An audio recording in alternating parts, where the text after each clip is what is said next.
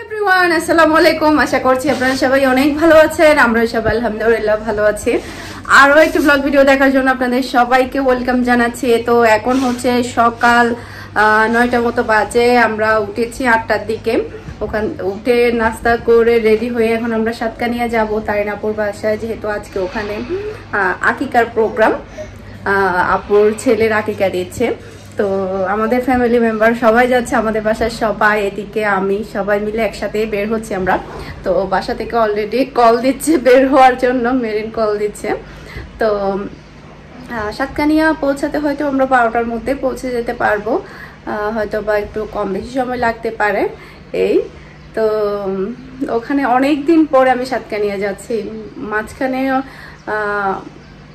পুরো অনেকটা 1 বছর তো হয়েছে আমি সাতকানিয়ায় যাইনি। এই 1 বছর হয়নি, 1 বছর থেকে একটু কম হবে সাতকানিয়া গিয়েছিলাম। তো মাঝখানে অনেকটা সময় পার হয়ে গিয়েছে, যাওয়া হয়নি। তো এখন যাওয়া হচ্ছে। এই তো ঠিক আছে, তাহলে এখন বের হওয়া যাক। কল দিচ্ছে অনেকগুলো। তুমি কি খাবে? মাফিন কেক খাবে? তুমি কোথায় যাচ্ছ মিনহা? তুমি কোথায় যাচ্ছ? কোথায় যাচ্ছ তুমি? হ্যাঁ, মাছ মাছ ও পাহাকালামনি দিবে তোমার। চাবি চাবি দিয়ে যাব। যাবে তুমি? আলহামদুলিল্লাহ, আমরা অলরেডি রওনা দিয়ে দিয়েছি। আমরা বাসে করে যাচ্ছি। এখান থেকে আমরা কেরানীহাট নামবো। ওখান থেকে আমরা সিএনজি নিয়ে একেবারে আপুর শ্বশুরবাড়িতে চলে যাব। তো ম্যাক্সিমাম তো সবাই জানেন আপুর শ্বশুরবাড়ি আর আমার বাবার বাড়ি কিন্তু খুব একটা বেশি দূরে না, একদমই কাছে। আর এটা হচ্ছে নতুন ব্রিজ, মানে যেটা কিনা নতুন ব্রিজের ওপারে। অনেকে জিজ্ঞেস করে সাতকানিয়া মানে কিভাবে যাওয়া হয়। সাতকানিয়া হচ্ছে মানে যারা কিনা মানে কক্সবাজার যায়, তো কক্সবাজার যেতে হলে সাতকানিয়ার উপর দিয়ে যেতে হবে, মানে কেরানীহাটের উপর দিয়ে যেতে হবে ম্যাক্সিমাম। এটার উপর দিয়ে কিন্তু অন্য দিক দিয়ে যাওয়া যায় না। তো এদিক দিয়ে হলে সবাই হয়তোবা চিনতে পারবে। আর হচ্ছে প্রচুর পরিমাণের গরম, যেটা কিনা বলার মতো না। আর হচ্ছে যেহেতু আমরা খুব তাড়াতাড়ি ঘুম থেকে উঠেছি, সেক্ষেত্রে সবার মধ্যে একটা ঘুম ঘুম ভাব ছিল। তো আমরা কিন্তু অলরেডি কেরানীহাটের মধ্যে চলে এসেছি, বাস থেকে নেমে গিয়েছি। এরপরে হচ্ছে আমরা আবার সিএনজিতে উঠে যাব। যখনই আমি সাতকানিয়াতে আসি তখনই আসলে ছোটোবেলার কথা মনে পড়ে, মানে ছোটোবেলায় কি করেছি, তারপরে আগেকার মানে আগে কীরকম ছিল, এখন কীরকম দিন দিন মানে চেঞ্জ হয়ে যাচ্ছে। এখন দেখা যাচ্ছে কি আগের মানে কাঁচা ঘরগুলো ভেঙে বেশিরভাগ ম্যাক্সিমাম ঘর এখন পাকা হয়ে যাচ্ছে, সবাই এখন পাকা ঘর করে ফেলছে এরকম আর কি। এরপরে এখন যেটা একটা গেট দেখেছেন, এটা হচ্ছে মন্টানা ক্লাব। এসব ক্লাবে আসলে অনেক বিয়ে খেয়েছি। ইদানিং তো দেখা যাচ্ছে কি গ্রামের ক্লাবগুলোতে বিয়ে খাওয়াই হয় না। আমি আসার পর থেকে একটাও গ্রামের ক্লাবে বিয়ে খাইনি। তো এরপরে হচ্ছে এইখানে সাতকানিয়ার মধ্যে আরও অনেক অনেক ক্লাব আছে, যেখানে কিনা আগে থাকতে আর কি সবসময় বিয়ে খাওয়া হতো, বিয়েতে আসা হতো। তারপরে হচ্ছে অন্যান্য আর এই জায়গা হচ্ছে মানে এই দিক দিয়ে হচ্ছে আমার নানুর বাড়িতে যায়। আর এটাও একটা ক্লাব, এটা অলরেডি আমরা কাছাকাছি চলে এসেছি। হসপিটালের পরে একটা ক্লাব আছে, মানে আমাদের এখানে সাতকানিয়াতে প্রচুর পরিমাণে ক্লাব আছে, যেখানে কিনা আগে প্রচুর বিয়ে শাদী হতো। কিন্তু এই বাংলাদেশে আসার পরে 2 বছরের মধ্যে একবারও আমি সাতকানিয়ার ক্লাবে বিয়ে খাইনি। তো অলরেডি আমরা তারিনাপুর বাসায় চলে আসলাম। এখানে বাহিরে খাবার দাবারের ব্যবস্থা করেছে, মানে রান্নাবান্না এখানেই করেছে। এরপরে হচ্ছে মানে নিচে মেবি খাওয়ানো হবে। তো এরপরে হচ্ছে আপু আমাদের নাস্তা দিল, আমরা এখন নাস্তা করব। আর যেহেতু বাসায় আপু একদমই একা, যার কারণে বাহিরের লোক দিয়ে রান্নাবান্না করিয়েছে আর অনেকজনকে দাওয়াত দিয়েছে। আর হচ্ছে মাদ্রাসার মেবি ছেলে মেয়েদেরকেও দাওয়াত দিয়েছে। তো বাচ্চারা কিন্তু অনেক বেশি হ্যাপি। মিহি কিন্তু অনেক বেশি এক্সাইটেড ছিল, বেবিকে দেখবে বেবিকে দেখবে, বেবিকে দেখার জন্য অনেক বেশি পাগল ছিল। বারবার শুধু জিজ্ঞেস করছিল আম্মু তারিনা খালামণির বাসায় কখন যাবে, তারিন খালামণির বাসায় কখন যাবে, এরকম আর কি অবস্থা।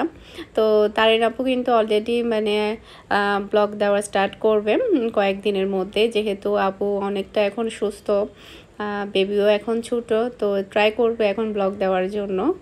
এই মাঝখান দিয়ে তো পুরোটা সময় আপু অনেক বেশি অসুস্থ ছিল, যার কারণে কোনো কাজকর্ম তারপরে ব্লগের জন্য স্পেশালি কোনো কিছুই সে করতে পারেনি।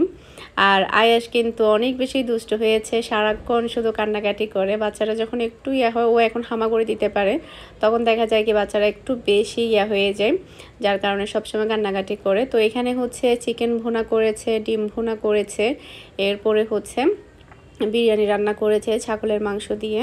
তো এখন হচ্ছে আমরা ম্যাক্সিমাম অনেকজনই খেয়ে ফেলেছে। আমার মামারা এসেছিল, তারপরে হচ্ছে আমার একটা নানা এসেছে, আমার আম্মুর মানে চাচা, ছোট চাচা এসেছিল। তারপর মামারা অলরেডি খেয়ে ফেলেছে, ওনারা খেয়ে তারপর উপরে আছে। আমার আঙ্কেল এসেছিলো, আমার চাচিরা এসেছিল।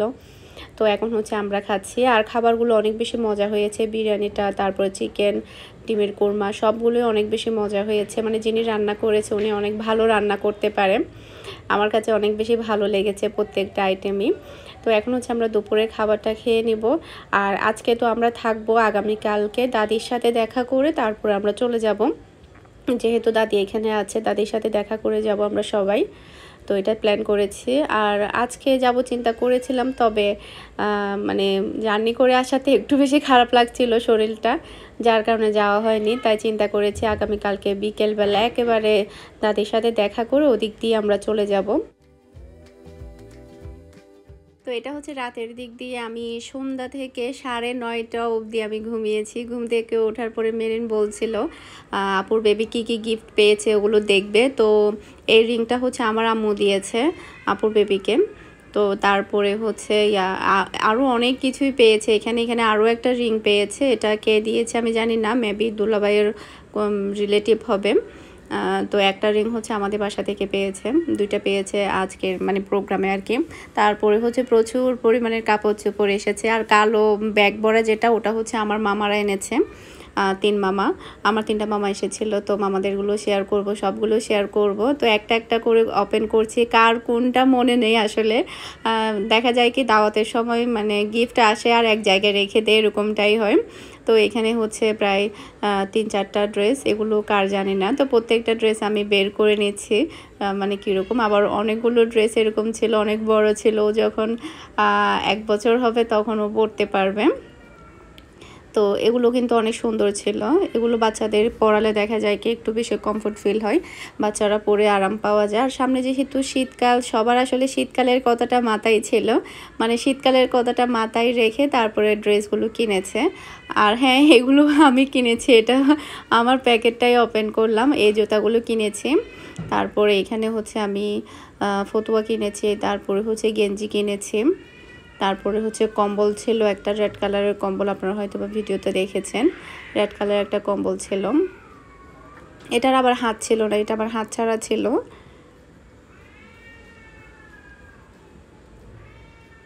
আরও অনেকগুলো ড্রেস পরেছে। ও যদি 2 বছরের ড্রেস না কিনে তাহলে মনে হয় ড্রেসের অভাব হবে না। ছোটো বাচ্চারা আসলে এরকমই হয়, ছোটো বাচ্চারা অনেক বেশি গিফট পায়। তো এই বক্সের মধ্যেও কিন্তু 2টা ড্রেস ছিল, আসলে নাম মেনশন করতে পারছি না, আমি নিজেও জানি না, আপু নিজেও বলতে পারছে না, একটার পর একটা বের করছে, মানে শুধু আনলো আর রাখলো এরকম আর কি। সব ম্যাক্সিমাম ভুলে গিয়েছে কার কোনটা ছিল।